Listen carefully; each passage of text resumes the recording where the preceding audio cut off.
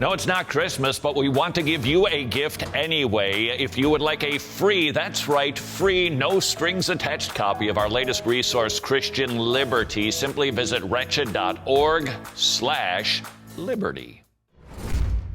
Christian liberty, it is a biblical principle that helps two Christians who disagree actually love one another and do church life together, even when we might be firmly persuaded that guy's wrong about this.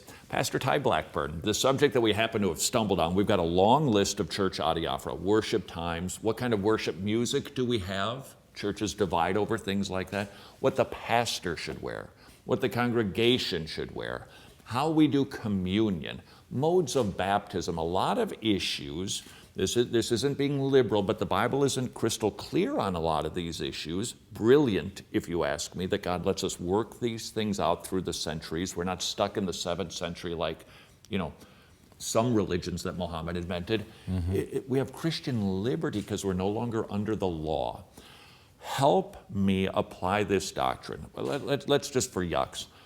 I believe men should be wearing suits and ties. So I've tripped into your office and I've insisted that we need to consider how the high priest dressed up, that we worship him in holy attire, debatable from Psalms, but nevertheless. And therefore, we're meeting with the king. We dress up for the president. Therefore, we should dress up for church on Sunday. And I believe that men should be in suits and ties and women should be in their Sunday finery. All right? I'm fully persuaded in that. You bring me, I'm in the office with you, and there's a brother who's like, no, that doesn't say that explicitly. What I'd like to have you do is, how do we leave this off? How do you help us, both sides, leave the office and not just like, oh, fine. How do you help me through that? I think one of the things I would do is open the scriptures to Romans 14 is a passage so important in the area of Christian liberty, and just read it with these two brothers. Let's read it together and have them read it out loud, read portions of the text, and they'd read through from 14:1 to 15:7, and you'll see things like, one person regards one day above another regards every day alike. Each person must be fully convinced in his own mind. And so we see that the Lord has allowed for there to be some disagreements and differences of opinion, and then to point out that one of the goals here is what happens at the beginning of the section. Paul gives an imperative, now accept the one who is weak in faith, accept him, and then chapter 15, verse 7, again another imperative, therefore accept one another, just as Christ has also accepted us to the glory of God. So that our goal needs to be to really try to walk in love through this. Now, the brother who's convinced that everybody should wear a suit, it's a conviction he has, and for him, he needs to wear a suit because he says everything that's, if you're convinced of this, and you must do what you're convinced of, but you can't. So you wouldn't, with one of them, say, because here's where it gets dicey. All right, this brother doesn't, needs some growing. The one who feels that he can be more casual in worship. Now we're gonna trust this is a gray area, and the one who's recommending formalism. Does one of them have to change? Does the guy who's casual have to put on a suit and tie to accommodate the conviction of the other brother?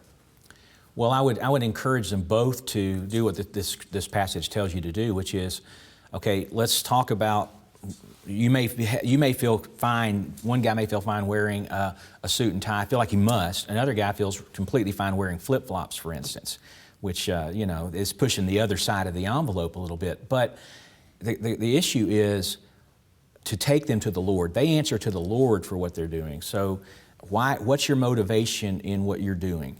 And then realizing that it's not about our rights. The person who wants to wear the flip-flops may feel like I have a right to wear what I want to wear to church.